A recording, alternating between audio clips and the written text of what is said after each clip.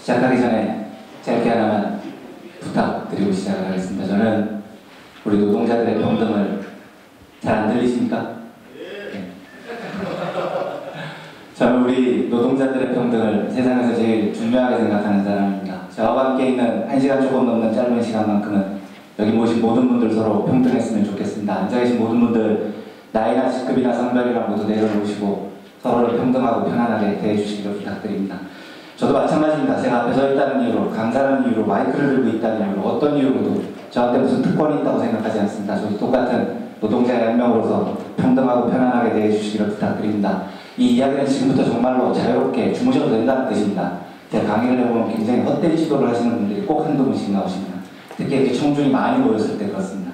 몰래 주무시려고 노력하십니다. 여러분 불가능합니다. 사람이 많다고 방심하지 마십시오. 이 강의실 안에서 제 눈을 피해서 몰래 주무실 수 있는, 안전하게 주무실 수 있는 분들은 기둥 뒤에 있는 분들밖에 없습니다. 나머지 분들은 어떤 기술을 쓰시더라도 다 제 눈에 뜨이게 되어 있습니다. 가끔가다는 중학교 때 수학 잘하셨던 분들 중에 각도 재시는 분들이 있습니다. 앞사람 등 뒤에 이렇게 숨어서 열심히 각도 재시는 분들이 있는데 나중에 궁금하면 쉬는 시간에 이야기 한번 나와보십시오. 제가 여기서 고개를 좌우로 조금만 틀어도 여러분들 재신 각도가 다 무용지물이 됩니다. 그런데 저는 궁금합니다. 왜 우리 동등한 권리를 가진 노동자들끼리 만나면서 몰래 주무시려고 노력하십니까? 지금부터는 대놓고 주무시기 바랍니다. 앉아서 꾸벅꾸벅 졸지 마시고 졸리면 털썩 엎어져서 주무셔도 됩니다. 사이사이에 사람이 오갈 수 있는 공간과 앞에도 널찍한 공간이 있습니다. 졸리면 주저하지 마시고 앞으로 나오셔서 조끼 벗으신 다음에 누워서 주무셔도 괜찮습니다. 다만 보시다시피 뻘쭘하지 않게 주무실 수 있는 공간이 그렇게 넓지 않습니다. 네, 더 쉽게 말씀드리면 선착순이라는 이야기입니다. 빨리 나오실수록 유리합니다. 졸리면 조금 더 주저하지 마시고 옆으로 나와셔서 조끼 깔고 누워서 편하게 주무시면서 들으시기 바랍니다. 핸드폰 진동을 해주실 필요 없습니다. 자유롭게 소리 크게 틀어놓으시고 전화 오면 자유롭게 받으시기 바랍니다. 이 좋은 초겨울날 이 시간대에 전화가 온다는 건 반가운 전화의 확률이 매우 좋습니다. 걱정하지 마시고 전화 받으시고 소리 크게 내시기 바랍니다. 제 목소리가 작고 졸린 편이긴 하지만 제가 마이크를 들고 있는 이유가 그런 겁니다. 여러분들께서 소리를 내시면 제가 더 큰 소리로 이야기하겠습니다. 걱정하지 마시고 자유롭게 소리 내시면서 강의 들어주셨으면 좋겠습니다. 이 강당 안에서 금지되는 것은 오로지 불법행위 뿐입니다. 여러분 모든 것을 다 하실 수 있습니다. 음주, 가무, 이동, 난동, 소란 모든 것이 다 허용됩니다. 지금부터는 저와 함께 편안하고 평등하고 행복한 시간을 함께 보내주셨으면 합니다. 시작하기 전에 짧게 여담 하나만 드리고 시작하겠습니다. 저는 날짜도 까먹지 않고 있는데 1997년 11월 3일에 IMF가 터지기 딱 보름 전에 극적으로 합격을 해서 동아일보라는 종합일간지에서 10년 정도 기자 생활을 했습니다. 10년 동안 5년을 사회부 경찰 기자 생활을 했고 5년을 경제부에서 기자 생활을 했습니다. 그래서 혹시 살아오시면서 종합일간지 사회부 경찰 기자 이런 사람들 만나본 적 잘 없으시죠? 네, 이런 거 더 세게 하지 않으면 만나기 어려운 사람들입니다. 그런데 지금까지 만난 일이 없었다면 상당히 다행스러운 일입니다. 앞으로도 만날 일이 없기를 간곡히 기원드립니다. 제가 그 생활을 5년 경험을 해보니 일종의 미친놈들 집단입니다. 사고가 정상적이지 않습니다. 굉장히 폭력적입니다. 우리는 보통 대화를 할 때 띄어쓰기라는 걸 사용을 하죠. 너 어제 점심을 뭐 먹었니? 이렇게 단어와 단어 사이를 구분을 할 때 숨을 쉬면서 띄어서 구분을 합니다. 근데 대부분 종합일간지 경찰 기자들은 왜 그런지 모르겠는데 단어와 단어 사이를 쉬면서 구분하지 않고 시발이라는 요글 사이에 끼워놓고 구분을 합니다. 나는 시발, 어제 시발, 점심을 시발, 먹었는데 시발, 된장찌개를 시발, 먹었는데 시발, 졸라 시발, 짜서 시발, 기분이 시발, 더럽게 시발, 안 좋아서 시발 이렇게 보통 일반적인 한 문장입니다. 보고를 했는데 보고가 마음에 안 들면 딱 3분 이내에 그날 밤하늘에 떠있는 별빛 숫자만큼의 시발을 듣는 놀라운 경험을 체험할 수 있습니다. 이런 걸 보고를 하는 겁니다. 뭐야? 선배, 아까 저 마포경찰서에서 자살 사고가 하나 있었습니다. 왜 죽었는데? 그때 IMF 따라 사람 무지하게 많이 죽었을 때입니다. 실직으로 경제난을 이기지 못하고 비관해서 스스로 목숨을 끊었습니다. 어떻게 죽었는데? 자기 집 대들보에서 노끈으로 목을 매서 죽었습니다. 노끈 길이는? 네, 여러분이 사건 기자시면 자살사고 취재하실 때 노끈 길이 이런 거 알아보고 싶으십니까? 노끈 길이 이런 건 기사에서 본 적이 없잖아요. 모르겠습니다라고 말하는 순간 3분 이내에 밤하늘에 떠있는 별빛 숫자만큼의 시발이 쏟아지기 시작합니다. 시발 다시 왔더니 끊으면 다시 기자실 형사로 뛰어 들어가야 됩니다. 거기 형사분들이랑 친합니다. 매일같이 밤을 새니까요. 형님이라고 부릅니다. 형님, 죄송한데 아까 자살사고 조서 좀 다시 보여주세요. 왜? 선배가 노끈 길이를 확인하라고 하셨어요. 아이씨, 알려줄게. 1.8m. 고맙습니다. 다시 기자실에 와서 전화를 합니다. 뭐야? 선배 아까 확인하라고 하셨던 녹음 길이 확인했습니다. 얼마인데? 1.8m입니다. 녹음 색깔은 녹음 색깔까지 확인을 했어야 되는데 녹음 색깔을 확인을 못한 겁니다. 또 한 번 밤하늘에 별빛 숫자만큼의 시발이 쏟아지기 시작한다. 다시 확인해 씨발. 다시 뛰어들어갑니다. 형님 죄송한데 조서 좀 다시 왜? 선배가 녹음 색깔을 확인하라고 하셔서요. 저를 이렇게 봅니다. 답답한 양반아, 예? 그냥 아무 색깔이나 불러. 그래도 됩니까? 당연하지. 야, 우리 관내에서 2시간 전에 난 사건을 내 집 형사 과장한테도 보고를 안 했다. 강남경찰서에 앉아있는 새끼들이 이걸 어떻게 하나? 진리를 제가 깨닫게 됩니다. 선배들이 저한테 녹음 색깔은 이런 걸 물어보는 이유는 기사에 필요해서는 아닌 겁니다. 저를 갈구기 위해서였다는 놀라운 사실을 알게 됩니다. 그 뒤로는 녹음 색깔은 이런 걸 물어보면 취재가 안 돼 있어도 태연이 노란색입니다 하고 뻥을 칩니다. 여러분, 녹음은 대부분 노란색입니다. 그렇죠? 예. 무지개 색깔 녹음 이런 건 잘 없는 겁니다. 그렇게 대답을 하면 됩니다. 그렇게 2년을 보내고 98년에는 경제가 안 좋아서 후배들을 받지 못했습니다. 그리고 99년에 마침내 후배들을 받고 제가 막내에서 벗어났습니다. 행복했는데 문제는 제가 이제 교관이 된 겁니다. 제가 그 시발을 해야 되는 위치에 올라선 겁니다. 그런데 저는 보시다시피 성격이 사람 면전에다 대고 쌍욕을 하고 그런 성격이 전혀 아닙니다. 그래서 선배들한테 물어봤습니다. 도대체 이걸 왜 이 짓을 하는 겁니까? 욕하지 말고 좋게 가르쳐줘도 되잖아요. 그때 선배들이 저한테 해줬던 이야기가 이겁니다. 조직은 긴장감과 공포가 생명이다 새끼야. 팽팽한 긴장감과 공포감이 있어야 구성원들이 최선을 다해서 일을 배운다. 야, 내가 지난주 수습 때 씨발 했었던 건 니네들이 미워서 그랬던 게 아니다.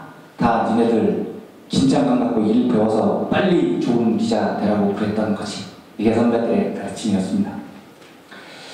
현대 경제학 이론 중에 매교과라는 경제학 이론이 있습니다. 북유럽 지역의 스칸디나비아 반도 일대 정어리들이 많이 잡힙니다. 이 정어리들이 무지하게 맛있답니다. 특히 살아있는 상태에서 요리를 하면 식감이 매우 뛰어난 고급 요리가 된다고 합니다. 그런데 문제는 우리 육지에서 살다 보면 고등어회 이런 거 먹기 좀 어렵죠. 이 등푸른 생선들이 그렇습니다. 수조 안에 넣고 몇 시간을 달려서 운반을 해야 되는데 환경 변화에 되게 예민합니다. 그래서 2시간쯤 달려보면 얘네들이 다 죽어 있습니다. 살아있는 상태로만 운반하면 큰 돈을 벌 수 있는데 죽어있다는 게 문제입니다. 이걸 어떻게 하면 살린 상태로 운반하느냐가 이 지역 어부들의 최대 과제입니다. 덴마크에 사는 한 어부가 비법을 찾아냈습니다. 이 수조 안에 메기를 한 마리 집어넣는 겁니다. 실제로는 상어를 집어넣었다는 설이 훨씬 유력합니다. 좁은 수조 안에 상어, 메기, 천적을 한 마리 집어넣으면 얘들이 이런답니다. 그 좁은 수조 안에서 살겠다고 미친듯이 도망을 다닌다는 겁니다. 조금이라도 빨리 헤엄쳐야 살 확률이 높아집니다. 그러다 보니 얘들이 3시간을 달려도 살아있더라는 겁니다. 그러니까 원래는 죽었어야 되는 애들인데 너무 바빠서 못 죽은 겁니다. 조금만 시간이 있어서도 죽을 수 있었습니다. 5분만 여유가 있었어도 충분히 죽을 수 있었는데 그 5분의 여유가 없어서 죽었다는, 살아있었다는 슬픈 이야기입니다. 이 이야기를 전해들은 경제학자들이 매기효과라는 경제학 이론을 만들어냈습니다. 가만히 놔두면 구성원들은 게을러집니다. 조직의 효율을 높이기 위해서는 죽을지도 모른다는 공포감을 심어줘야 됩니다. 이 공포감을 심어주면 구성원들이 살기 위해서 노력을 하게 되고 경쟁에서 이기려고 하게 되고 더 빨리 헤엄을 치게 되고 그래서 조직의 성과가 좋아진다는 이야기입니다. 효과가 있을 것 같습니까? 질문을 바꿔볼까요? 마음에 드십니까? 실로 개떡 같은 헛소리입니다. 저는 진짜 이 대학교 때 이 수업을 들으면서 육성으로 쌍욕을 터뜨릴 뻔했습니다. 질문을 바꿔보겠습니다. 도대체 어떤 새끼들이 감히 우리를 정어리 취급하기 시작한 겁니까? 어떤 새끼들이 무슨 자격으로 우리를 정어리 취급하고 이 수조 안에 가뒀습니까? 그리고 이렇게 하면 누군가가 죽습니다. 어떤 새끼들이 무슨 자격으로 우리 생명을 담보로 이따위 짓거리들을 하고 있습니까? 무엇보다도 중요한 질문은 이겁니다. 우리는 언제 이따위 세상에서 살아도 괜찮다고 동의를 해준 적이 있습니까? 여러분들은 살아오시면서 단 한 번이라도 이런 세상에서 살아도 괜찮다고 동의를 해주신 적이 있습니까? 우리가 살고 있는 세상의 이름을 자본주의라고 부릅니다. 대략 300년의 역사를 가지고 있습니다. 어느 날 갑자기 자본주의라는 것이 시작됐는데 인류가 가지고 있었던 7,000년 동안의 소중한 전통 하나가 박살이 납니다. 우리 인류가 메소포타미아 문명에 7,000년 동안 모여서 살았다고 합니다. 이 7,000년 동안 동서고금을 막론하고 인류가 인류가 반드시 지켜왔던 원칙이 하나 있습니다. 그 원칙의 이름이 뭔지 아십니까? 협동입니다. 인류는 7,000년 동안 한 번도 협동을 포기한 적이 없습니다. 협동은 인류가 살아오는 방식이었습니다. 그런데 어느 날 자본주의가 시작된 이래 이 원칙이 박살이 나기 시작합니다. 자본주의가 우리한테 이야기를 합니다. 살고 싶으면 남을 죽여버리라고요. 남들보다 빨리 헤엄치라고요. 우리는 지켜만 보겠다고 합니다. 경쟁에서 이긴 놈은 살려주고 진 놈은 죽여버리겠다고 이야기를 합니다. 7,000년 동안 유지해왔던 인류의 협동정신에 심각하게 위배되는 겁니다. 그런데 이 제도가 놀랍게도 300년 동안 불패의 전적을 자랑합니다. 실로 충격적인 일이죠. 이 300년 자본주의를 지탱해왔던 학문이 경제학이라는 학문입니다. 경제학은 우리 인간을 이기적인 존재라고 가르칩니다.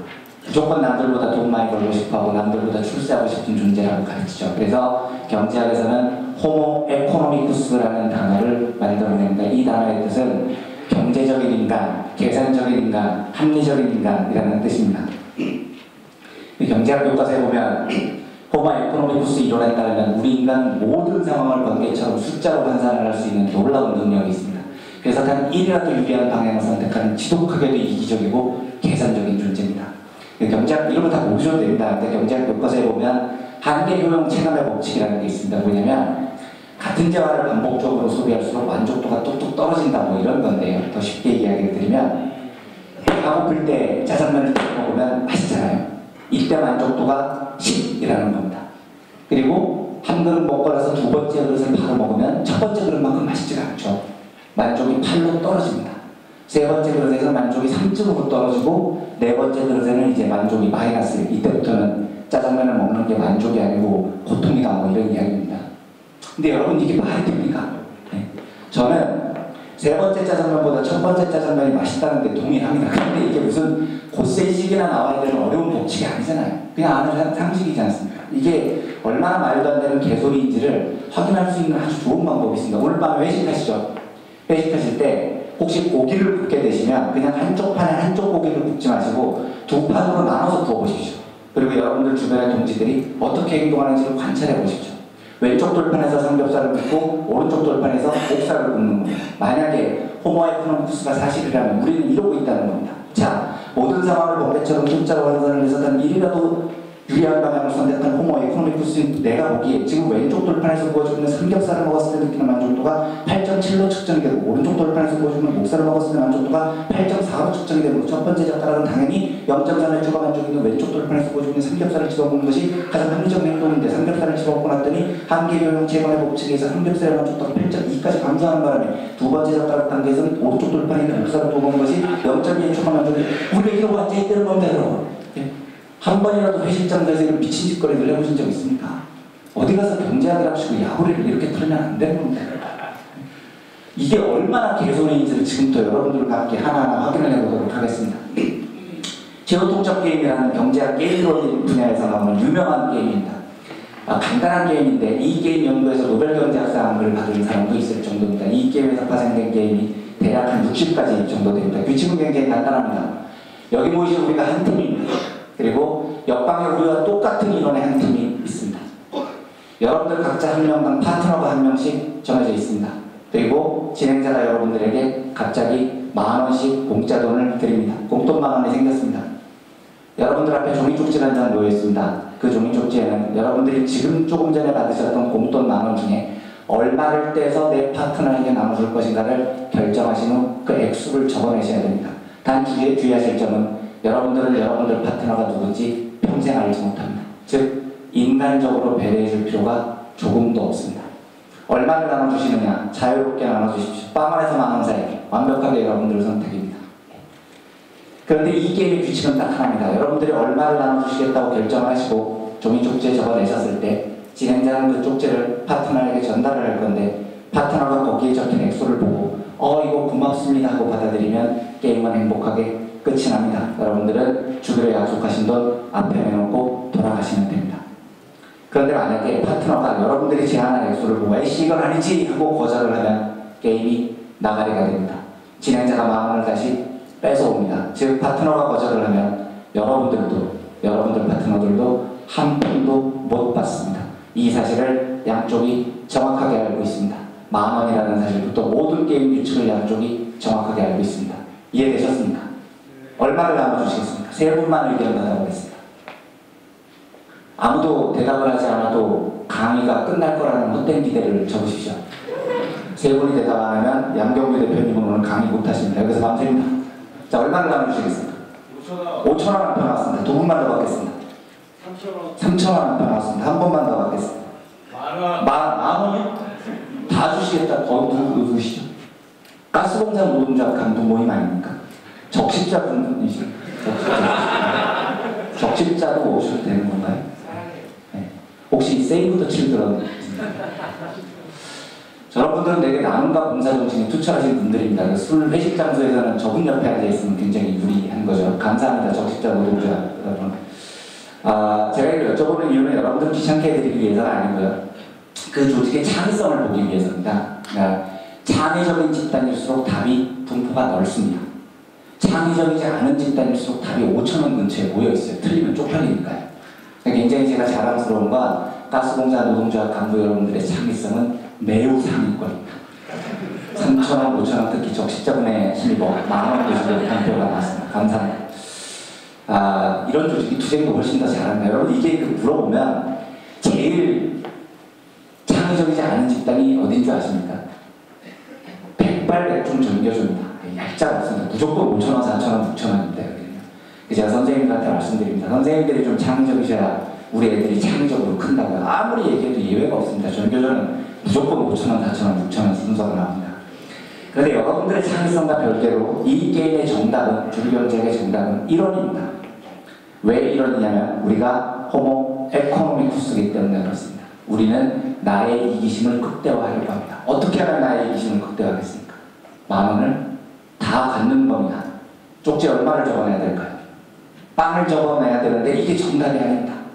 빵을 적어내면 파트너가 빵을 보고 동의를 해주겠습니까? 해줄 리가 없죠. 생기는 게 한 푼도 없으니까요. 거절을 합니다. 이제 나가립니다. 아무도 못 받습니다. 그래서 주기는 줘야 됩니다. 얼마를 주면 됩니까? 1원을 주면 됩니다. 제일 작은 단위예요. 이러면 나의 이기심이 극대화됩니다. 자, 파트너 입장에서 생각을 해보겠습니다. 종이 쪽지가 날라왔는데 1원을 주겠다고 적혀 있습니다. 받아들여야 될까요? 거절해야 될까요? 당연히 받아들여야 됩니다. 왜요? 우리는 호모 에코노미쿠스이기 때문에 그렇습니다. 그 1원을 거절하면 1원이 안 생깁니다. 안 생기는 것보다 1원이 생기는 게 좋은 거잖아요. 그래서 1원을 받아들입니다. 어디서 여기까지 와가지고 개소리를 하고 있어라고 엄청난 적다감으로 저를 노려보시는 분들이 많으신데 동의합니다. 저 같아도 안 받습니다. 장난합니까? 1원 받아서 뭐합니까? 저 같아도 거절할 겁니다. 그런데 호모 에코노미쿠스 이론에 따르면 받아들인다는 겁니다. 그렇죠? 네. 제가 이걸 여쭤보면 많은 분들이 장난의 시 이론은 무슨 4,500원 이하로는 절대 안 받아야 돼. 4,500원이라는 뚜렷한 기준을 제시하는 분들이 굉장히 많습니다. 그래서 4,500원은 왜 그런가요? 여쭤보면 그게 담배 한 가격이라고 하더라고요. 담배 한 가격은 펴야지 뭐 이런 분들이 굉장히 많습니다. 그런데 어쨌든 주류경제학의 정답은 1원입니다. 그런데 이 이야기를 전해들은 행동경제학자들이라는 사람들이 있습니다. 원래는 심리학을 전공을 했던 사람들인데 이 사람들은 심리학과 출신답게 사람의 심리를 파악하는데 굉장히 능합니다. 요즘 노벨 경제학상을 휩쓸고 다니는 사람들이죠. 이 사람들이 이 이야기를 듣고 핏이 붙는 겁니다. 어디서 야구리를 털고 계세요? 이게 1원이라고요. 아니라는 사실을 입증해 보이겠습니다. 라고 나섰습니다. 어떻게 입증을 하면 되겠습니까? 실험을 해보면 되는 겁니다. 그런지 안 그런지. 전 세계 모든 사람들을 대상으로 수백 차례에 걸쳐서 반복된 실험이 벌어집니다. 종교, 나이, 소득, 인종 모든 종류의 사람들을 모아놓고 이 실험을 반복했을 때 놀랍게도 통계적 결과는 거의 비슷합니다. 제가 장담하는데 여러분들에게 쪽지를 받아도 이 결과와 크게 달라지지 않습니다. 정답은 담배 한 갑입니다. 전 세계 어떤 사람들과 이 실험을 해도 평균 4,500원 정도를 나눠주는 것으로 나타납니다. 여러분들에게 받아봐도 똑같습니다. 저기 적십자분 같은 좀 이상한 분들 빼고 받으면 분명히 4,500원 나옵니다. 무슨 이야기냐면 호모 에코노미쿠스가 사실이 아니라는 겁니다. 경제학은 무려 200년 동안이나 우리를 속여왔다는 이야기입니다. 사실이 아닙니다. 경제학의 전제 자체가 잘못됐습니다. 두 번째 결론도 결론도 중요합니다. 두 번째 결론은 저쪽 방 사람들 이야기입니다. 조기 쪽지가 왔는데 저쪽에서 주겠다는 돈이 2,000원보다 작을 때 이쪽 사람들의 95%는 이 2,000원 이하의 돈을 과감하게 포기하고 너 죽고 나 죽자 전술을 사용합니다. 보복권을 행사합니다. 그래서 이 사람 인터뷰를 해보면 나 저 2,000원 안 받아가도 좋은데 저 방에 있는 새끼 어떤 새끼인지는 모르겠지만 저 새끼가 오늘 8,000원 넘는 돈을 들고 행복한 표정으로 집으로 돌아가는 꼴은 결단코 보지 않겠다라는 단호한 의지로 함께 죽는 길을 선택합니다. 이것도 호모 에코노미쿠스라는 절대 할 수 없는 일입니다. 2,000원 받아야죠. 하지만 인간은 이렇게 합니다. 왜요? 인간은 이것이 정의롭지 않다고 생각하면, 이것이 공정하지 않다고 생각하면 기꺼이 자기 손해를 감수하고 투쟁할 줄 아는 존재이기 때문에 그렇습니다. 인류 문명의 발전은 이런 투쟁으로 발전을 해옵니다. 나의 이익이 아니더라도 이것이 옳지 않다고 생각하면 기꺼이 우리는 함께 투쟁합니다. 그것 때문에 인류가 7,000년 동안 진보해왔습니다. 조금만 더 들어가 보겠습니다. 우리가 만약에 정말로 돈에 반응하는 호모 에코노미쿠스라는 요즘 기업들이 많이 사용을 하는 인센티브 시스템은 매우 훌륭하게 작동을 해야 됩니다.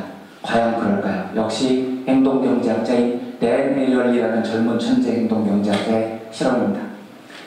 인센티브가 얼마나 생산성을 높일까요? 이스라엘에 있는 한 반도체 공장에서 한 실험입니다. 실험 대상자들을 세 그룹으로 나눴습니다. 그리고 만약에 성과가 더 좋아지면 1번 그룹에게는 인센티브를 줍니다. 하루에 $30씩 인센티브를 걸었습니다.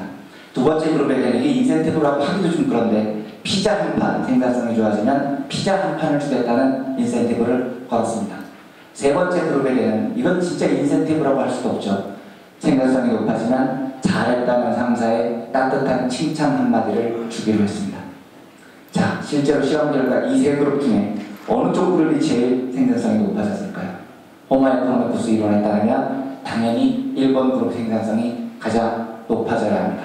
하지만 첫날 놀라운 결과가 벌어집니다.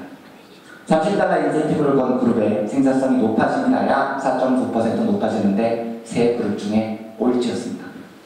제일 많이 높아진 데가 의외로 피자 한 판입니다. 피자를 많이 드시고 싶으셨던 모양이에요. 이스라엘 노동자들. 피자 한 판을 벌면 무려 6.7% 생산성이 향상이 됩니다. 따뜻한 격려 한마디, 한 푼도 안 줘주고 말로 때우는 건데 이때도 생산성이 피자 한 판에 버금갈 정도로 높아집니다. 즉 30달러의 인센티브는 꼴찌를 차지했다는 겁니다. 그런데 이 실험의 끝은 이게 아닙니다. 이건 첫날의 실험이고요. 이 실험을 5주 동안 계속 진행했을 때는 더 놀라운 결과가 나타납니다. 30달러 인센티브를 건 집단은 생산성이 높아진 게 아니고요. 5주 끝에 무려 6.5% 생산성이 감소합니다. 인센티브를 걸어봐야 효과가 없는 게 아니고 오히려 반대의 효과가 난다는 겁니다. 피자 한 판, 이것도 별로 효과가 없습니다. 피자 한 판 첫날은 맛있지 5주 내내 먹으면 별로 맛이 없는 거죠. 역시 생산성이 2.1% 감소합니다. 돈을 헛짓으로 쓴 겁니다. 이 세 그룹 중에 유일하게 생산성이 높아지는 그룹은 아주 작지만 그래도 따뜻한 격려, 칭찬을 해준 그룹이 가장 생산성이 높아졌습니다. 호모 에코노미쿠스가 다시 한번 아니라는 겁니다. 우리 인간은 언제 동력을 얻을까요? 돈 더 준다, 피자 한 판 더 준다가 아닙니다. 어쩌면은 잘했다 한마디 칭찬에 훨씬 더 우리가 동력을 많이 찾을 수도 있다는 실험 결과입니다. 댄 에리얼리가 이 실험에 피를 받아서 다음 실험으로 돌입합니다. 이건 벨기에 제약회사 영업사원들을 대상으로 한 실험인데요. 매일마다 영업 실적을 체크를 합니다. 그래서 영업 실적이 좋아지면 첫 번째 그룹에게는 15유로의 성과급을 주기로 했습니다. 두 번째 그룹에게도 15유로의 성과급을 주기로 했는데 요 두 번째 그룹에게는 성과급을 주는데 전제가 있습니다. 15유로를 네가 가져갈 수 없다는 겁니다. 이 15유로의 성과급은 오로지 네 옆에 있는 동료들에게 선물을 하는 데만 쓸 수 있다는 전제가 붙었습니다. 1번 그룹은 자기가 챙기고 2번 그룹은 동료들에게 선물을 줄 수밖에 없습니다. 이 두 가지 인센티브를 걸었을 때 어느 쪽이 더 뛰어난 성과를 나타냈겠습니까? 짐작가시죠? 당연히 첫 번째 그룹이 성과가 좋아지기는 합니다. 좋아지기는 하는데 얘네들이 성과가 좋아지는 액수는 고작 5유로밖에 되지 않습니다. 뻘짓한 겁니다. 5유로 성과 좋아졌다고 15유로를 주는 오히려 마이너스 손해보는 짓을 한 거죠. 그런데 놀랍게도요. 벗을 위해서 동료들을 위해서 15유로의 성과급을 지급한다고 했을 때 노동자들은 훨씬 더 열심히 일을 해서 플러스 17유로의 가치를 만들어냅니다. 여러분들 노동 현장에서 일하시면서 흔히 느끼는 일일 겁니다. 나를 위해서 일을 할 때 훨씬 힘이 나는 게 아니고요. 어쩔 때는 나의 벗들, 나의 동료들을 위해서 뭔가를 해준다는 가치를 느낄 수 있을 때 우리는 훨씬 더 열심히 일을 합니다. 이것 역시 호모 에코노미쿠스가 아니라는 너무나도 분명한 증거입니다. 그래서 이 실험을 한 행동경제학자 댄 에리얼리는 이렇게 이야기를 합니다. 기업은 동료애나 책임감, 헌신 같은 사회적 가치를 쓸모없다고 생각하는 경향이 있지만 천만의 말씀이라는 겁니다. 어떻게 하면 더 효율적인 직장을 만들 수 있을까요에 대한 댄 에리얼리의 대답은 사람은 자기의 이익보다 동료들에게 혜택을 나누는 연대의 기쁨을 더 크게 생각한다는 겁니다. 동료에 대한 사랑, 믿음, 책임감, 헌신, 칭찬 이런 것들이 사람의 노동을 훨씬 가치 있게 만듭니다. 실제 실험을 통해서 입증된 결과입니다. 한 발짝만 더 나은 거죠. 이건 이케아 이펙트라는 유명한 행동경제학 이론입니다. 이케아라고 있죠. 그 가구 조립해서 사는 가구입니다. 이게 되게 웃긴 게 저도 이케아 이펙트 때문에 한번 실험 삼아 수납장 사서 실험을 해봤는데 싸요. 확실히 이케아가요. 한 20% 정도 싼데 조립하느라고 8시간 걸렸습니다. 저는 손재주가 없어서 더럽게 짜증나는데 조립하는데요. 그런데 이 이케아가 전 세계 가구 시장을 완전히 석권하고 있습니다. 이유가 뭘까요에 대해서 연구를 하다가 나온 결론입니다. 한 실험 그룹을 두 그룹으로 나눈 다음에 한 그룹에게 아주 작은 요만한 수납 상자를 하나를 주고 직접 조립을 해보라고 합니다. 뚝딱뚝딱 조립하는데 오래 걸리지 않습니다. 자, 조립을 했습니다. 그리고 조립을 한 사람들에게 물어봅니다. 이 수납장을 네가 산다면 얼마를 내겠니? 라고요. 응답자들의 평균은 0.78달러였습니다. 네가 만든 그 상자를 점수로 매기면 5점 만점에 몇 점을 주겠니? 라고 물었을 때 평균 3.8.1점의 점수를 줬습니다. 상당히 높게 준 겁니다. 그런데 그 상자를 그대로 다른 그룹에게 보여줍니다. 그리고 너는, 이 사람은 이걸 만든 게 아닙니다. 그냥 옆에서 쳐다보기만 했습니다. 너는 이 상자를 살 때 얼마를 내겠니? 라고 물어봅니다. 이 사람들이 내겠다고 한 돈은 고작 0.48달러밖에 되지 않습니다. 거의 갑절 가까이 차이가 납니다. 상자의 품질을 점수로 평가를 한다면 얼마를 주겠니? 2.5점밖에 주지 않습니다. 역시 굉장한 점수 차이가 납니다. 뭘 뜻할까요? 사람은 자기가 손수한 일에 대해서 훨씬 더 큰 애정을 갖습니다. 자기가 직접 만든 상자에 대해서 훨씬 더 높은 점수를 주고 훨씬 더 많은 돈을 지불할 용의가 있습니다. 인간의 노동에는 의미 부여가 훨씬 더 중요합니다. 이 실험을 봐주십시오. 아주 간단한 레고 블록을 조립하는 실험인데 조립하는데 얼마 걸리지도 않습니다. 레고 블록을 하나 조립을 하고 나면 3,000원의 보상금을 줍니다. 근데 너무 쉬우니까 해요. 3,000원을 받아갑니다. 그 다음에 레고 블록을 완성하고 3,000원 받아가면 그 다음 레고 블록을 줍니다. 완성하면 이번에는 보상금이 깎입니다. 2,800원. 그 다음에 2,800원 받아가면 다시 레고 블록을 조립하고 2,600원으로 깎입니다. 이런 식으로 계속 200원씩 깎아나갑니다. 이 실험의 목적은 도대체 이 짜증나는 레고 블록 조립을 사람들이 몇 원에서 멈추냐는 겁니다. 네. 하기 싫잖아요. 3,000원 때문에 하는 겁니다. 그런데 실험 방식이 두 가지입니다. 사람이 조립을 하면 앞에서 진행자가 그 조립품을 들고 밖으로 나갑니다. 이러면, 그리고 새 레고 블록을 줍니다. 이러면 이 실험에 참가한 사람들은 2,800, 2,600 쭉 줄어들다가 무려 800원까지 떨어질 때까지 일을 합니다. 이제 600원쯤 되면 600원 받으려고 이 짓 해야 돼 하고 이제 포기를 한다는 거죠. 그런데 반면에 다른 그룹에게는 레고 블록을 조립하러 간 다음에 조립을 하면 3,000원 주고 받아온 다음에 눈앞에서 그걸 박살을 내버립니다. 그리고 다시 줍니다. 또 조립하라고. 조립을 하면 2,800원을 줍니다. 또 박살을 냅니다. 다시 줍니다. 이런 식으로 눈앞에서 블록을 박살을 내버립니다. 우리가 호모 에코노미쿠스라면 똑같은 결과가 나와야 됩니다. 어차피 돈 받으려고 이 짓 하는 거죠. 그렇지 않습니다. 실험 결과는 보시다시피 눈앞에서 박살을 내면 훨씬 더 일을 하기 싫어합니다. 이 사람들은 1,400원집에서 에이 들어서 못해먹겠다고 뛰쳐나갑니다. 마찬가지죠. 노동의 의미 부여의 문제입니다. 우리가 어떤 일을 할 때는 돈을 열심히 벌기 위해서 한다는 의미가 아예 없지는 않겠지만 그거보다도 훨씬 더 중요한 것은 나의 노동에 가치를 부여해 주는 겁니다. 내가 뭔가 일을 했는데 내 눈앞에서 박살을 내면 하기 싫은 겁니다. 돈 아무리 준다고 해도. 한 발짝만 더 나가보죠. 똑같은 실험입니다. 숨은 그림 찾기로 대신합니다. 굉장히 쉬워요. 그림 하나에 보면 5개를 찾는데 1분도 안 걸립니다. 이걸 내주고 숨은 그림을 찾으면 1,000원을 줍니다. 압수, 세 문제를 냅니다. 풀면 950원으로 깎습니다. 아까랑 똑같은 방식으로 실험을 진행합니다. 자, 그런데 숨은 그림 찾기를 했습니다. 제출을 했더니 진행자가 눈앞에서 숨은 그림 찾기를 박박 찢어버립니다. 그리고 다음 걸 내줍니다.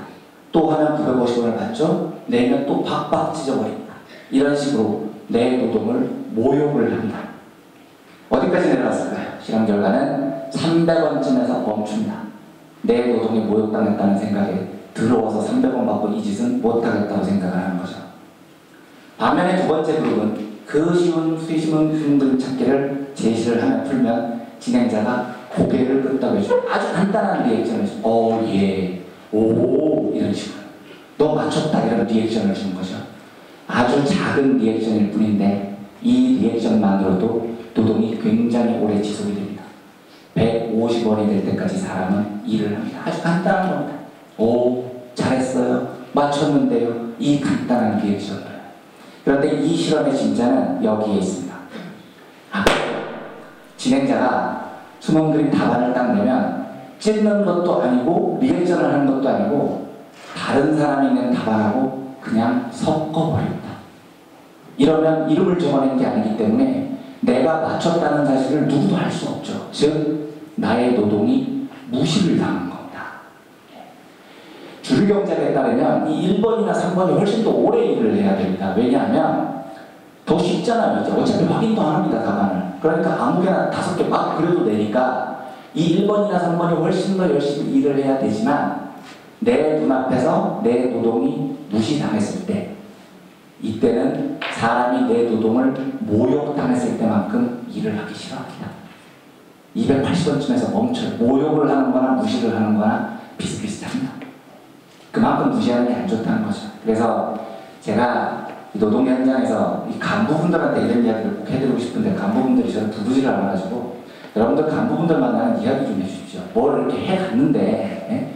눈앞에서 해가 이렇게 예 이거 저 시키신 거 해왔어요 했는데 그걸 알았어 하고 이렇게 제가 이렇게 던져놓지 마라.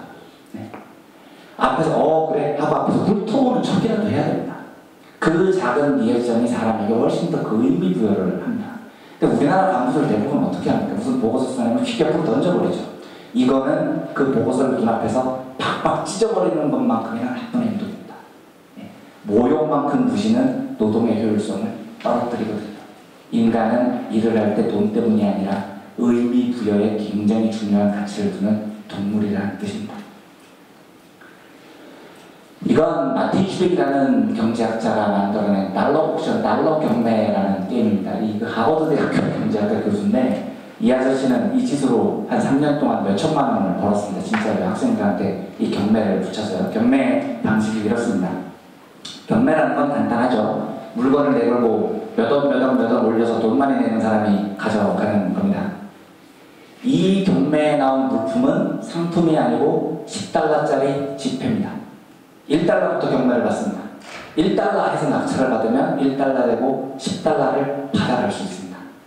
안 할 이유가 없죠. 1달러부터 무조건 참여를 해야 됩니다. 1달러부터 경매가 시작이 되고 2달러, 3달러 이런 식으로 경매가 올라갑니다. 호가가요. 단 이 경매가 다른 경매와 다른 점은 보통 경매는 최고가를 낸 사람이 그 물건을 가져가고 그 밑에 사람, 그러니까 경매에서 진 사람은 아무 짓도 안 하는 거죠. 그냥 못 가져가고 끝나는데 이 경매의 핵심은 예를 들어서 누군가가 이걸 7달러를 불러서 이겨서 10달러를 가져가면 그 앞에 부른 사람, 6달러를 부른 사람은 6달러를 압수를 당합니다. 그러니까 경매에서 지면 진 돈을 빼앗깁니다. 이 규칙 하나가 딱 달라져 있습니다. 이 규칙 하나가 바뀌면 얼마나 많은 점들이 바뀌는지 지금부터 보여드리겠습니다. 슈빅 교수는 학생들한테 이 짓을 해서 진짜 수천만 원을 벌었습니다. 10달러짜리 경매를 봅니다. 자, 얼마 들어오시겠습니까? 1달러부터 시작합니다. 안 할 이유가 없잖아요. 1달러 불러서 되면 좋습니다. 1달러 누군가가 부릅니다. 옆 사람이 2달러까지도 훨씬 이득입니다. 안 할 이유가 없을 것 같습니다. 2달러 부릅니다. 여기서 게임은 끝이 납니다. 이제 지옥문이 열리기 시작합니다. 1달러 불렀던 사람은 당연히 3달러까지 이상이 없다고 생각하고 3달러를 부릅니다. 그래도 이익이죠. 누군가가 4달러를 부릅니다. 누군가가 5달러를 부릅니다. 쭉쭉 올라가서 누군가가 9달러를 불렀을 때부터 이제 고민이 시작됩니다. 불러야 됩니까? 불러야 됩니까? 이제 그 다음은 10달러인데 10달러를 부르면 10달러를 준다는 겁니다. 장난합니까? 하나 안 앉으시잖아요. 그런데 멈출 수가 없습니다. 왜요? 조금 전에 내가 8달러를 불렀거든요. 여기서 멈추면 8달러를 뺏기는 겁니다. 이겨야 됩니다. 이 게임은요. 10달러를 부릅니다. 이제는 본격적으로 지옥문이 열리기 시작합니다. 조금 전에 9달러 불렀던 놈이요. 환장하는 겁니다. 11달러를 불러야 돼요. 이제는 11달러 불러서 따도 손해입니다. 그렇죠. 그런데 안 부를 수가 없습니다. 여기서 지면 내가 부른 9달러가 날아가기 때문입니다. 11달러를 부른다. 자, 이제 10달러가 미쳐 환장하는 거죠. 여기서 지면 10달러 날립니다. 12달러. 이제 11달러가 미칩니다. 13달러. 광기가 시작됩니다. 지면은 죽는다는 생각 때문에 이게 끝까지 올라갑니다. 끝까지. 슈빅교수 실험에서 이게 90몇 달러까지 올라간 적이 있습니다. 세계에서 제일 똑똑하다는 하버드 대학교 학생들이요. 90몇 달러에 드디어 정신을 차립니다. 엿됐구나라는 사실을. 여기서 발을 빼야 된다는 사실을 그제서야 깨닫습니다. 하지만 이미 늦었습니다. 이긴 놈은 90몇 달러 내고 10달러 받아갑니다. 진 놈은 90몇 달러 날렸습니다. 이 방식으로 슈빅교수가 수천만 원을 벌었다는 겁니다. 코 묻은 돈이요. 이 게임이 주는 교훈이 뭘 것 같습니까? 왜 다른 경매와 다르게 이런 일이 벌어질까요? 왜 모두가 죽는 길이 시작됩니까? 경매란 winner takes all 이라고 합니다. 이긴 놈이 다 가져가는 겁니다. 그런데 이런 제도만으로는 크게 문제가 되지 않습니다. 이긴 놈은 다 가져가고 진 사람은 집에 돌아가면 됩니다. 그런데 이 게임의 핵심은 이긴 사람에게 모든 것을 몰아주는 것을 넘어서 패자에게 벌을 내린다는 데 있습니다. 경매에 진 사람에게 엄청난 벌을 내립니다. 이 제도를 조금만 이렇게 바꿔놓으면 세상은 아수라장이 되기 시작합니다. 지면 죽습니다. 어떻게 해야 되겠습니까? 이겨야 됩니다. 이기기 위해서는 수단과 방법을 안 가리게 되고 결국은 모두가 죽는 길인데도 그 늪에서 빠져나옵니다. 무슨 말일까요? 패자를 벌 주지 말라는 겁니다. 실패한 사람을 벌 주겠다를 위협을 하면 모두가 죽는 길이 생깁니다. 승자도 바보 되는 겁니다. 지옥문이 열립니다. 패자에게 승자에게는 많이 주든 말든 그건 나중에 문제인데 졌다는 이유로 경쟁에 패배했다는 이유로 죽음의 구렁텅이로 내몰면 죽지 않기 위해서 서로가 함께 죽는 운명의 길로 들어가게 됩니다. 이 세상에는 두 가지 세상이 열려 있습니다. 죄송합니다. 시계를 보려고 잠깐 시계.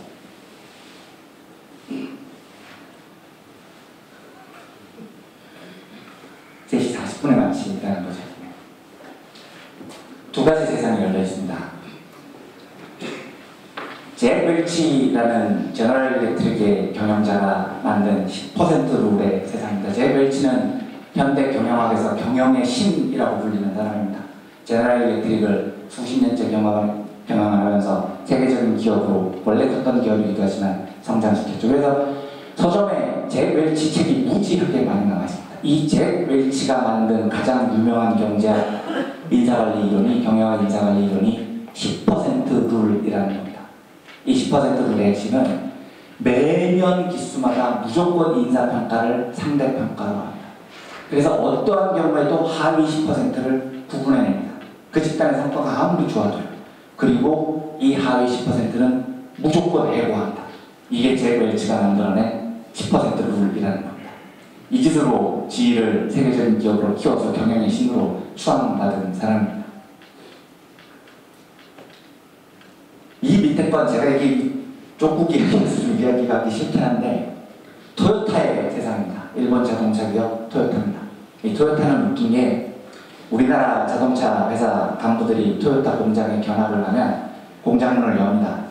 간부들이 쭉 돌아다니면 한국말로 토요타의 비법을 설명을 해줍니다. 방송을 해요. 그러니까 우리나라 간부들이 놀라서 아니 이런 식으로 영업비밀까지 다 설명을 해주면 당신들 큰일 나는 거 아니에요? 우리가 그래도 라이벌 기업인데 이렇게 놀라면 토요타의 안내자들이 이렇게 대답을 합니다. 다 알아가세요. 영업비밀 다 가져가세요. 상관없습니다.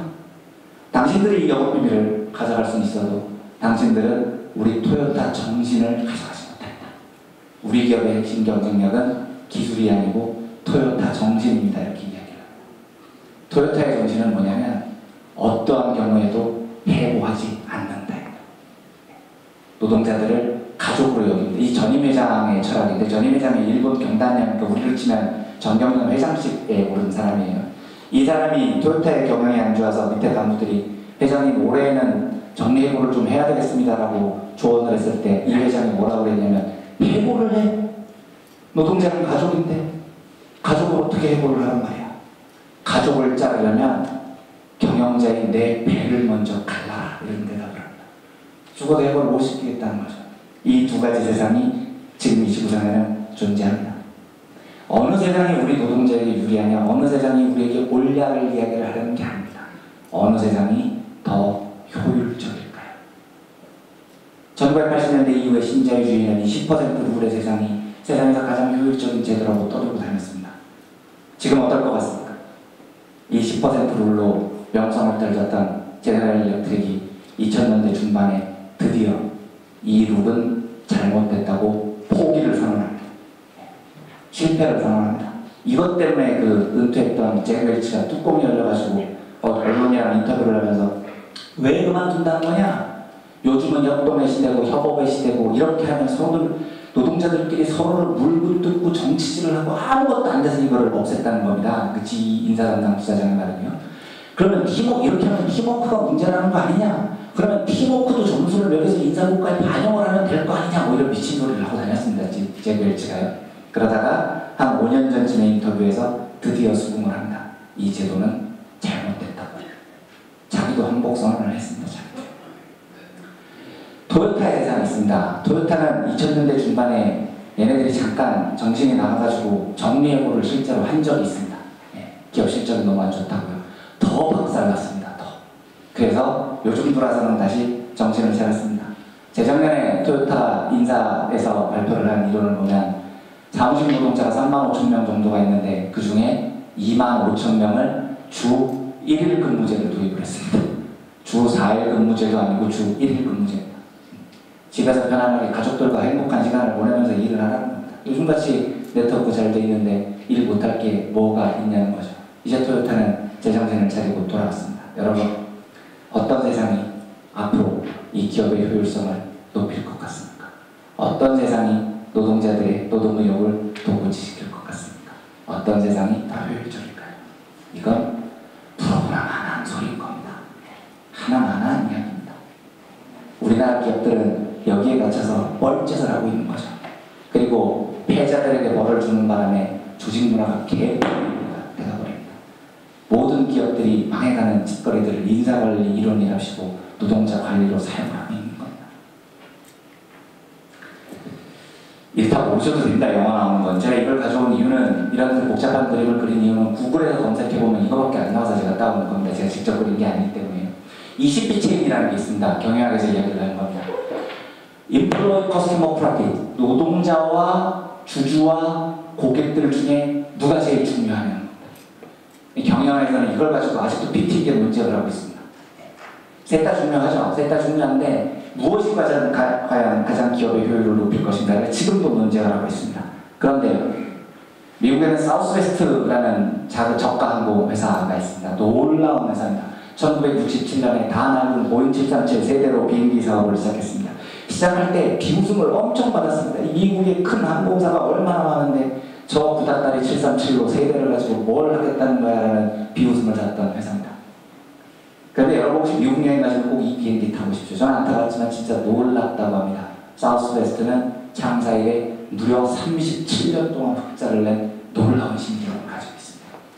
9.11 테러 때 미국 항공사들 다 작살을 냈는데 사우스웨스트만 유일하게 미국에서 흑자를 냈습니다.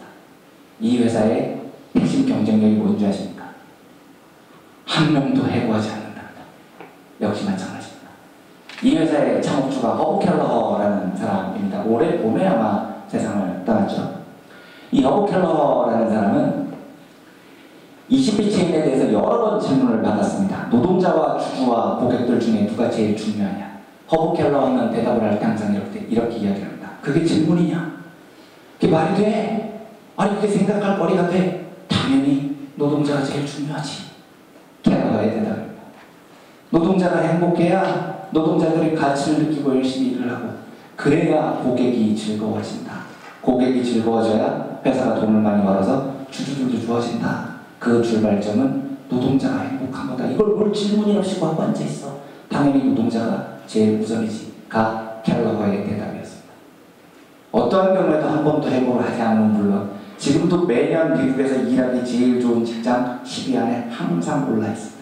한 번 이 회사에 들어가면 사람들이 나오려고 하지 않습니다. 연봉의 문제가 아닙니다. 사우스웨스트 항공 타보면 유튜브에 동영상들 많이 올라와 있습니다. 기장이나 이 승무원분들이 방송을 하는데 너무 즐겁게 방송을 합니다. 방송을 개그하듯이 토크쇼 하듯이 합니다. 고객들도 즐거워합니다. 왜 그럴까요? 회사에 출근하는 게 좋은 겁니다. 이 사람들이 행복해합니다. 켈러 회장은 이 1만 6천 명의 노동자 이름을 모두 한 명 한 명 다 기억하고 있는 것으로 유명합니다. 엘리베이터 앞에서 만나면 그 사람의 이름을 부르고 악수를 합니다. 안부를 묻습니다. 이 따뜻한 리액션 하나에 이 회사 노동자들이 행복해집니다. 그래서 어느 날 켈러가 생일을 맞았을 때 노동자들이 자발적으로 돈을 모아서 뉴욕타임즈에 광고를 냅니다. 이게 그 광고 문구입니다. 켈러 회장님이 아닙니다, 여러분. 시작이 어떻게 됩니까? Hey 허브, 우리의 이름을 모두 기억해주고 직접 선물을 주는 허브, 당신이 회장님이 아니라 우리의 친구가 되어주신 것에 진심으로 감사의 말씀을 드립니다. 고마워요, 허브. 우리나라 경영자들에게는 상상도 할 수 없는 일이죠. 제가 예전에 동아일보 있을 때 분당에 그 가스공사 있을 때 사장님 인터뷰를 한번 하러 간 적이 있었거든요. 놀라서 자빠지는 줄 사장님 전용 엘리베이터가 있더라고요. 요즘도 그런 엘리베이터 있습니다. 경영자들이 이런 미친 짓을 하지 말아야 됩니다. 경영자들이 노동자의 얼굴을 보고 웃어주고 이름을 기억할 때 그 회사는 37년 흑자 신기록을 내는 겁니다. 그런데 우리나라의 경영자들은 순상 또라이들이라서 이런 걸 가르쳐줘도 모르죠. 노동의 의미 부여를 한다는 게 어떤 일인지를 아예 모르는 놈들입니다.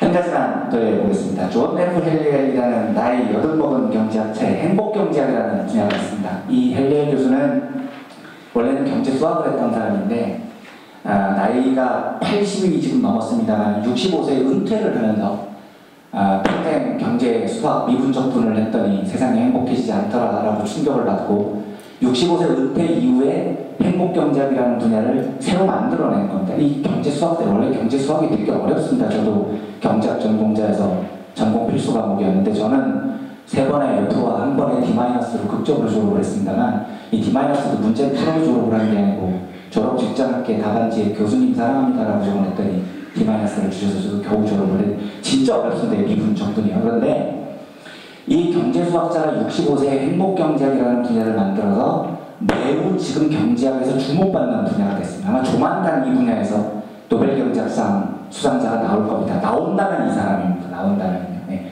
굉장히 유력한 노벨경제학상 수상 후보이기도 해요. 이 사람이 만든 행복경제학이라는 학문이 매우 인정을 받아서 2012년부터 유엔에서 이분을 초빙해서 행복경제학을 기반으로 세계 행복보고서라는 걸 매년 3월에 발간을 합니다. 정기적으로 발간되는 경제학 보고서 중에 가장 중요한 3대 보고서라는 겁니다. 이 행복보고서를 보면 행복경제학을 기준으로 세계 157개국의 행복경제학 순위가 매겨져 있습니다. 2019년 3월에도 세계행복보고서가 발간됐습니다. 행복경제학 기준으로요. 대한민국이 세계 157개국 중에 몇 등쯤 하고 있을 것 같습니까? 이것도 3분만 의견을 받아보겠습니다. 100등 한 표 맞습니다. 2분만 더 받아보겠습니다. 답을 맞추라고 낸 문제가 아닙니다, 여러분. 편하게 이야기해 주시면 됩니다. 네. 답을 하지 않고 버텨도 강의가 끝날 거라는 헛된 기대를 접으셔야 됩니다. 네. 2분이 더 대답 안 하면 오늘 여기서 밤새입니다. 50등 한 표 맞습니다. 한 분만 더 받아보죠. 네? 120등이요? 120등이요. 네. 제가 이걸 여쭤보는 이유는 이거는 제가 일부러 여쭤볼 때 고개를 이쪽으로 보고 여러분들 얼굴을 보지 않는데 이유는 어떤 분이 몇 개 대답하시는 걸 나중에 확인하면 조금 뻘쭘해지더라고요. 이게 제 경험상 그 프라이버시랑 상당히 관련이 있습니다. 그 대답하시는 분의 그 순위가 제 경험상 거의 백발백중 그분의 현재 지금 행복 순위하고 거의 일치해요. 예외가 없습니다. 정확한 말씀입니다. 지금 여러분들이 생각하시는 그 순위가 지금 여러분들의 행복 순위입니다. 제가 이걸 학교 비정규직 노동자에서 강연을 해본 적이 있었거든요. 여쭤보니까 150, 152, 154위 이렇게 나옵니다. 그러니까 우리 비정규직 동지들이 불행하신 겁니다. 근데 제가 웃겼던 게 부평지역 치과의사 협의회라고 있습니다. 거기서 저를 왜 불렀는지 진짜 이해가 안 되는데 치과의사 선생님들 공부 모임입니다. 거기 가서 여쭤봤더니 8등, 10등, 14등 이렇게 나왔습니다. 네. 그리고 황당한 게 강의 끝나고 문이 뒤쪽에 있어서 제가 뒤쪽으로 걸어나가고 있는데 치과의사 선생님들끼리 쌍욕을 하고 싸움이 붙었어요. 야 누가 강사를 섭외했는데 저 빨갱이 새끼를 불러가지고 불편하게 왜 강사를 빨갱이를 불렀어? 지들끼리 싸우고 난리가 났습니다. 진짜 웃긴 게 아니 여러분 저 욕하셔도 된다. 당연히 욕하셔도 욕할 권리가 있죠. 단 제가 나간 다음에 욕을 해야 될 거 아닙니까? 그렇잖아요. 내가 가면서 듣고 있는데 내가 듣고 있는데 빨갱이라고 욕을 하고 제가 진짜 웃겼던 게 제가 가겠다고 해서 갔습니까? 지들이 오라고 해서 갔죠? 저는요 부평지역에 치과에서 협의회라는 모임이 있는 줄도 몰랐던 사람입니다. 지들이 오라고 해서 2시간 동안 전철 타고 왔더니 빨갱이라고 욕을 하고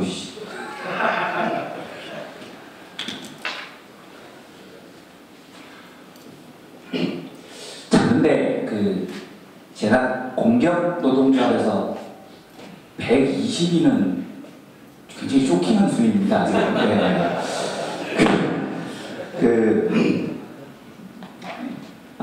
제가 100위까지는 특별히 아무 얘기도 안 해요. 100위까지는 한국 자본주의의 여러 구조적인 문제 때문에 흔히 나오는 순위인데 이 공기업 정규직 노동조합에서 120위 이런 거는 제 경험상 요거는 지방 문제일 확률이 매우 높습니다. 네. 극심한 가정 불화나 자녀 가출 이런 분들이 이제 주로 120위권대 이하에 많이 포진돼 있으시거든요. 그러니까 제가 이 고개를 이쪽으로 보고 이걸 여쭤보는 이유가 이거 보면 서로 민망하지 않습니까? 근데 저는 어차피 떠날 사람이고요. 그래서 안 보고 갑니다만 여러분들은 찾으면 찾으실 수 있죠. 120이 누군지. 예, 찾으셔야 됩니다. 찾으셔야 됩니다. 왜냐하면 역사는 우리 노동자들의 연대에 의해서 발전하는 겁니다. 여러분들 저는 그냥 가지만 여러분들은 오늘 그냥 가지 마시고 저녁에 술 드실 거 아닙니까? 120이 누군지 꼭 수송 제출 요기 한 4,400명쯤에 있는 분입니다. 여기 근처에 있어요. 꼭 찾아내셔서 뭐가 문제인지 물어보세요. 네. 돈 필요한 얘기를 해, 얘기를 하는 꼭 이렇게 다정다감하게 이야기를 해주십시오. 그리고 문제도 함께 해결해 주시고 그래야 역사가 발전하는 겁니다. 그 122분께 가스공사에서 120위가 나올 거 제가 너무 예상을 못해서 주제는 없지만 어느 분인지는 모르겠지만 제가 걱정스러운 마음에 조언을 하면 조언은 너무 건방지고요. 충고도 너무 건방지고 짧은 도움말, 아주 짧은 도움말을 한마디 드리겠습니다. 그 122분만 들으시면 됩니다. 네. 화이팅! 네. 힘내십시오. 실제 순위는 죄송합니다.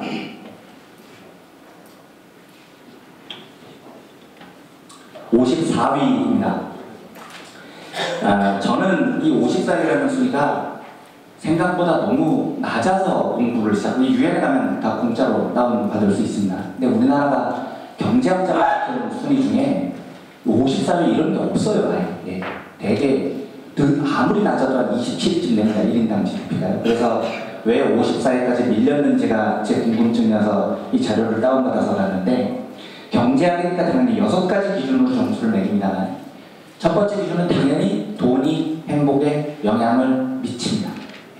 그래서 1인당 GDP가 6분의 1만큼 점수에 반영이 됩니다. 우리가 여기서 점수가 굉장히 많이 높아집니다. 이게 우리가 좀 되죠. 1인당 GDP가 작년도 31,000달러 4인 가구 기준으로 1년 평균 소득이 1억 5천입니다. 우리 딱 1억 5천씩은 다들 벌고 살잖아요. 4인 가구 기준으로.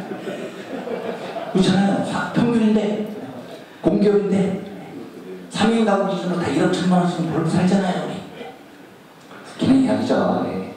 물론 이제 GDP를 그렇게 보지는 않습니다만 GDP를 가계 계정과 정부 계정과 구분해서 보긴 하는데 이런 고치는 게 얼마나 웃긴 이야기냐면 우리나라가 이게 체감이 안 되는 이유가 1인당 GDP는 높은 편인데 소득 격차가 너무 큽니다. 우리나라가요. 그러니까 OECD 37개국 선진국 중에 소득 불균등 정도를 따져보면 우리가 꼴찌에서 세 번째 정도 나옵니다. 1등이 멕시코, 2등이 칠레, 3등이 대한민국입니다.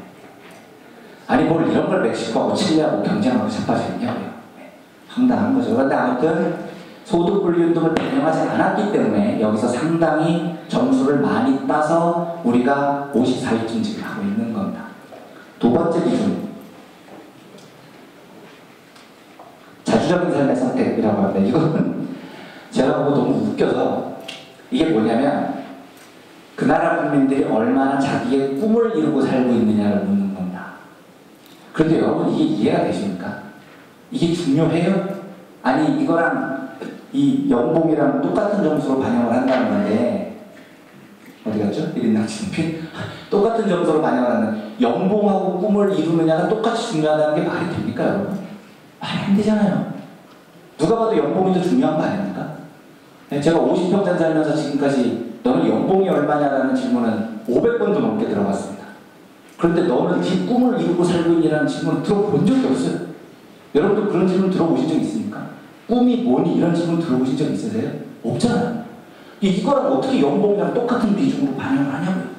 제가 너무 웃겨가지고 이 연구원하고 영국 가디언지 기자가 보도를 자세히 했길래 메일을 보냈습니다. 나 한국의 기자인데 경제학을 대학밖에 안 나왔지만 이 말이 되냐 이게. 이거랑 GDP랑 이 소득이랑 어떻게 비교를 하냐. 소득이 훨씬 중요하지. 메일을 보냈더니 두 곳에서 다 답이 왔습니다. 어떻게 왔는지 아십니까? 나는 네가 뭘 묻고 있는지 이해가 안 된다. 이렇게 달렸어요. 아니 근데 너는 이게 안 중요하다는 것 같은데 왜 안 중요하다는 거냐? 설명 좀 해봐라. 이렇게 달렸어요. 상식이지 상식. 야 자주적인 삶의 선택과 그럼 소득과 이 똑같이 중요한 게 상식 아니야? 이렇게 달렸다니까요. 진짜로요. 안 충격적이십니까?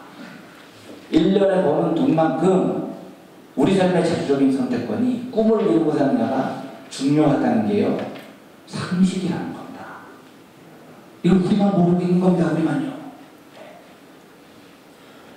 여러분 제가 그래서 너무 슬퍼서 학교 비정규직 노동자 강연 때 그런 걸 여쭤봤습니다. 동지들 하나 물어봅시다.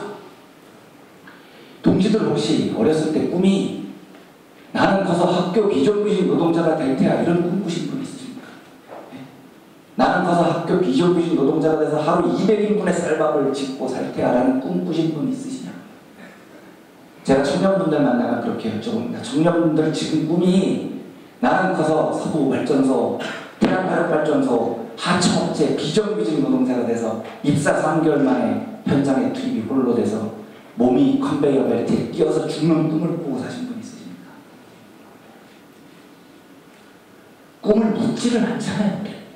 우리 아이들한테도 마찬가지입니다. 넌 꿈이 뭐니? 이런 거 안 물어봅니다, 여러분. 꿈 같은 소리하고 자빠졌네. 꿈이 뭐가 중요해? 야, 일단 취직은 해야 될 거 아니야? 일단 대학은 가야 될 거 아니야? 일단 먹고는 살아야 될 거 아니야? 이러고 있는 나라. 여러분, 이게요. 각 분야별로 순위가 나옵니다. 157개국 중에 자주적인 삶의 선택 분야에서 대한민국이 몇 등일 것 같습니까? 144등입니다. 전 세계 경제학자 중에 아무도 이 이유를 아는 사람이 없습니다. GDP 총규모 세계 11등의 대한민국이 자주적인 삶의 선택 분야에서 144등인 이유를 설명할 수 있는 사람이 이 은하계에 없습니다. 우리랑 경쟁하는 나라들 어떤 나라들인지 아십니까? 가이아나, 수리남, 체드 이런 나라들입니다. 네. 시리아가 우리하고 경쟁 국가입니다. 이 분야에서요. 여러분 시리아는요. 지금 내전 때문에 수십만 명의 민중들이 보트를 타고 난민이 된 나라입니다. 그런데 전 세계 경제학자들이 보기에 대한민국 국민들의 자주적인 삶의 선택권은 먹고 살 길이 도저히 없어서 보트를 타고 난민이 된 시리아 민중들만큼 개판부자입니다. 여러분 혹시 대한민국이 얼추 다른 나라와 비슷한 수준의 나라일 거라는 착각을 완전히 접으십시오. 대한민국은 이 지구에서 제일 이상한 나라입니다. GDP 총규모 12에 자주적인 삶의 선택이 144위라는 걸 어떻게 설명하겠습니까? 번째 기준, 건강 기대수명. 이건 뭐 딱 떠오르지는 않는데 나중에 잘 생각을 해보면 이해가 되죠. 건강하게 오래 사는 건 중요합니다. 네. 요건 우리가 수준가 매우 높아요. 네. 구중증입니다. 우리가 잘 못 넘기지만 우리나라 공공의료 체계가 매우 훌륭한 거죠. 미국 이런 나라랑 상대가 안 됩니다. 네. 그러니까 이건 앞으로 좀 더 좋아질 거라고 봅니다. 그러니까 원희룡 이런 애들이 제주에서 영밀병원 도입하고 이런 거 좀 잘 막고요. 삼성 이재용이 그 바이오로 돈 벌겠다 이런 것만 잘 막으면 이건 전 세계 최상의 걸 저는 유지할 거라고 봅니다. 네 번째 기준, 관용성. 이건 진짜 웃겨가지고 이게 뭐냐면요. 네 이웃과 얼마나 관대하고 얼마나 좋은 공동체를 이루고 사냐는 겁니다. 근데 이게 뭐가 중요하냐고요, 이게요, 여러분. 1년에 버는 연봉만큼 이게 중요하다는 게 말이 됩니까, 공동체가요? 웃기잖아요. 네? 그런데 중요하대요, 이게. 쪽팔려서 물어보지도 못했습니다. 또 개쪽당할까봐. 이 상식이라는 겁니다, 상식이라는 거. 이웃에게 관대하냐를 우리나라는 묻는 게 코미디죠. 예. 동지들께서 잘 이해하실 겁니다. 박근혜가 임기 말년에 하겠다는 게 뭐였습니까? 공기업 공공부문 금융부문에 성과연봉제라는 걸 도입한다는 겁니다. 그렇죠? 이게 어떤 세상입니까? 이게 걔네들이 꿈꾸는 설계 도면입니다. 같은 사무실에서 일하는, 같은 현장에서 일하는 내 동료를 6개월마다 죽여버려야 내가 살아남는 세상. 그렇잖아요. 그럼 이런 세상을 설계를 해놓고 그 속에서 나와 함께 일하는 동료에게 관대할 수 있습니까? 그 동료가 나의 공동체의 동료냐고요. 제가 죽어야 내가 살아남는데요.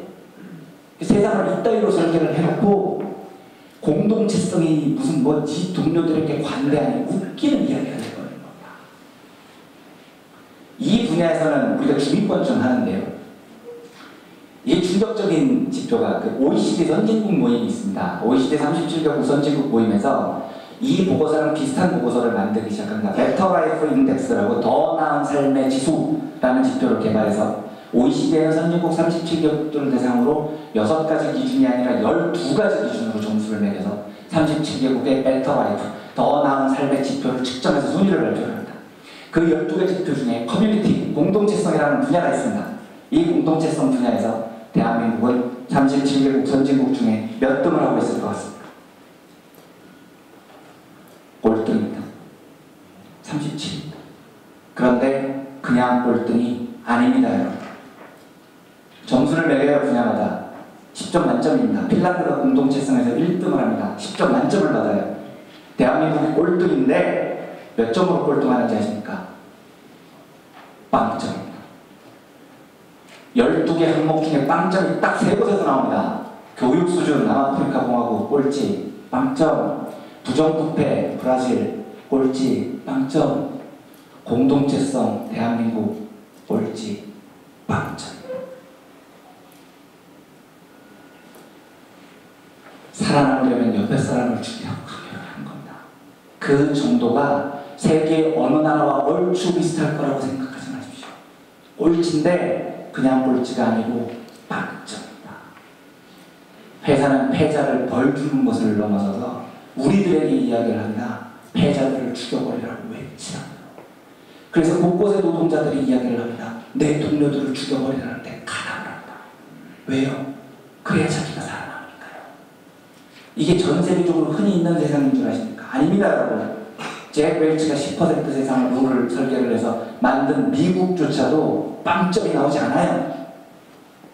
대한민국이 선진국 37개국 중에 유일한 빵점 국가입니다. 저처럼 사회에서 우리가 살고 있는 겁니다. 다섯 번째 기준, 청렴도. 이건 제가 짜증이 나서 생략하겠습니다. 이거는 99점 하는데 앞으로는 저는 좀 좋아질 거라고 봅니다. 그런데 엘리엘 교수가 한국을 2012년에 방문해서 기자들이 인터뷰를 한 적이 있습니다. 기자들이 묻습니다. 교수님, 6가지 기준 중 혹시 개인적으로 가장 중요하게 생각하시는 기준이 있습니까? 있습니다. 뭡니까? 소셜 서포트, 사회적 지원입니다. 저는 여기서 이제 복지 지표를 측정하는데 무슨 뜻인지 잘 몰랐습니다만 그 인터뷰를 보고 저는 뜻을 알았습니다. 엘리엘 교수가 이렇게 얘기를 합니다. 이게 뭐냐면 인간은 힘들고 지치고 괴롭고 외로울 때 의지할 수 있는 동지가 있으면 행복합니다. 이렇게 답합니다. 멋지지 않습니까? 저는 눈물이 날 정도로 멋진 겁니다. 인간은 경제학적으로 언제 행복하냐? 내가 힘들 때 의지할 수 있는 벗과 동지가 있으면 행복합니다. 그래서 엘리엘 교수는 왜 여기서 사회적 지원이라는 개념을 도출하냐면 이걸 개개인을 보는 게 아니라 어떤 국가 국민들이 행복하냐, 정부가 국민들이 힘들 때 동지가 돼주는 정부를 만들라는 겁니다. 내가 아플 때 나를 진심으로 걱정해주는 국가를 만들라는 겁니다. 그래서 복지지표를 측정을 하는데 그게 중요한 게 아니고 발상이 중요한 겁니다. 여러분, 우리는 언제 경제적으로 행복한 존재가 될까요? 우리는 서로를 짓밟을 때가 아닙니다. 우리는 서로에게, 특히 내 동료가 힘들 때 동지가 돼줄 때 행복한 겁니다. 200년 동안 지탱해왔던 호모 에코노미쿠스 이론은 제가 단언하는데 사실이 아닙니다. 우리를 속였습니다. 여러분들이 3,000원, 5,000원, 만원을 이야기하셨듯이 최후통적 게임 이론을 통해서 여러분들 스스로가 우리는 이기적인 존재가 아니라는 것을 실험으로 입증을 해 보이시지 않았습니까? 엘리엘 교수의 행복경제학에 따르면 심지어 우리는 남을 짓밟을 때 행복한 게 아니라 서로에게 의지가 돼줄 때, 동지가 돼줄 때 경제학적으로 행복합니다. 마지막으로 짧은 방구를 하나 드리고 사라지겠습니다. 이 그림 기억나시죠? 제가 처음 보여드렸던 그림입니다. 느린 정원에는 죽습니다. 그런데 이 그림을 보통 처음 보여드리면 사람들은 그러려니 하고 생각을 합니다. 그런데 이 그림의 진실은 훨씬 더 참혹한 겁니다. 이 그림의 진실을 지금부터 여러분들께 보여드리겠습니다. 여러분들의 상상력이 필요합니다. 상상력을 발휘해 주십시오. 철학의 정의론이라는 분야에 사는 사람들한테 이런 질문을 던집니다. 여기 기차 철로가 있습니다. 기차가 달려오고 있는데 노동자 5명이 여기서 일을 합니다. 저 앞에 멈추라는 신호 제동장치가 있는데 이게 고장이 나버렸습니다. 기차가 멈출 방법이 없기 때문에 그대로 달리면 5명의 노동자가 죽습니다. 살릴 수 있는 유일한 방법이 있습니다. 저 앞에서 사람 하나를 철로 위로 던져버리는 겁니다. 기차가 사람을 치면 놀라서 브레이크를 잡고 5명을 살릴 수 있습니다. 어떻게 하시겠습니까?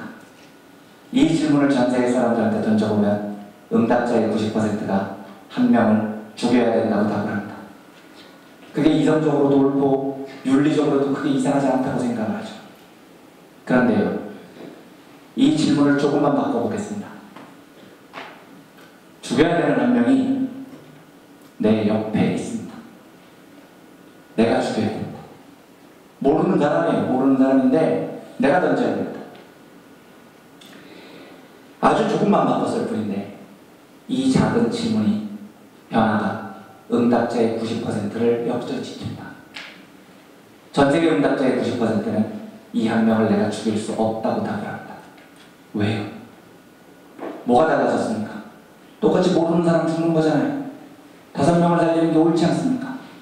그런데 왜 한 명을 못 죽이겠다고 나설까요?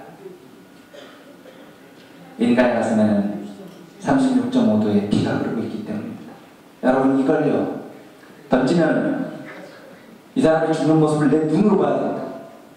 피가 튀는 모습이 뺑뺑거리에서 지워지지 않습니다. 이건 여러분들이 생각하시는 것보다 훨씬 어려운 일입니다. 죽어도 괜찮다고 함부로 얘기해서는 안 된다는 겁니다, 여러분. 이 그림의 진실은 이런 겁니다. 실감나게 말씀드리겠습니다. 지금 200분이 넘는 분들이 이 자리에 모여 계시죠? 느린 정원에는 죽습니다. 그렇죠? 이 강당이 저 수조라고 생각해 보십시오. 여기입니다. 여기. 그리고 여러분들이 이 수조 안에 갇힌 정어리입니다.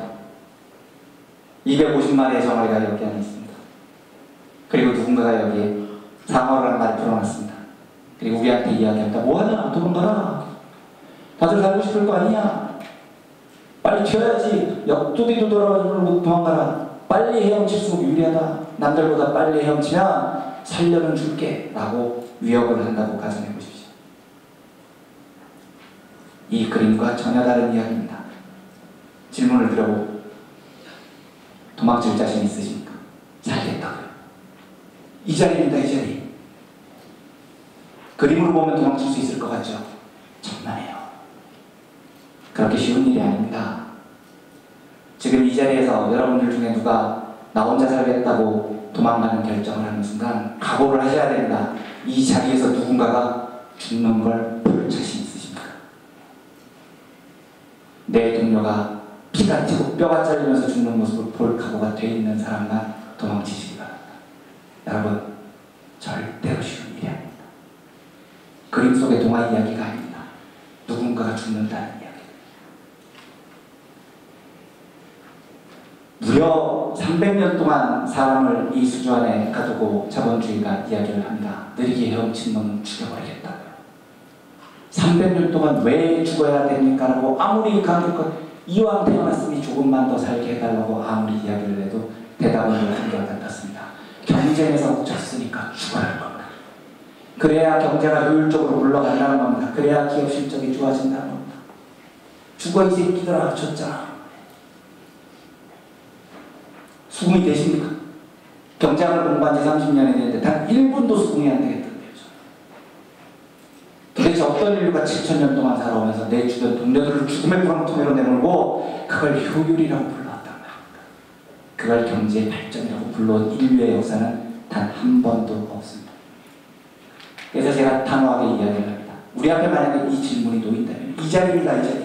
이 자리에서 누군가가 상호를 터놓고 살고 싶으면 도망가라고 이야기를 했을 때 우리의 대답이 뭐여야 되겠습니까? 하나밖에 없는 겁니다. 선택의 여지가 없습니다. 우리의 단호한 대답은 오늘 우리는 이 자리에서 아무도 죽지 않는다라는 선언입니다.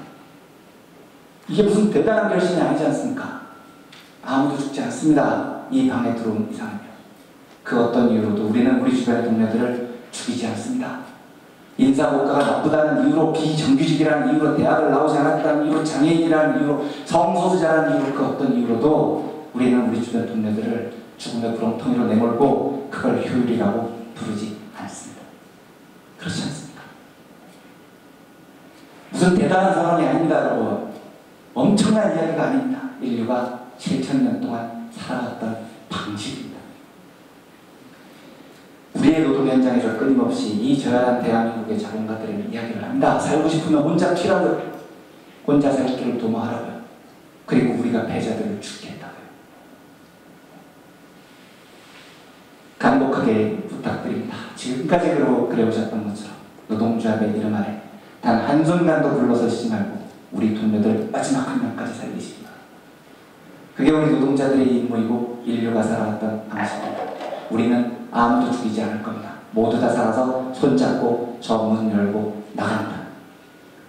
우리의 노동 현장에서 우리의 동료들이 죽음의 구렁텅이로 빠질 때 우리 노동자들은 혼자 살겠다고 도망가는 것이 아니라 단단하게 옆에 동료들을 믿고 손을 붙잡고 함께 써주십시오.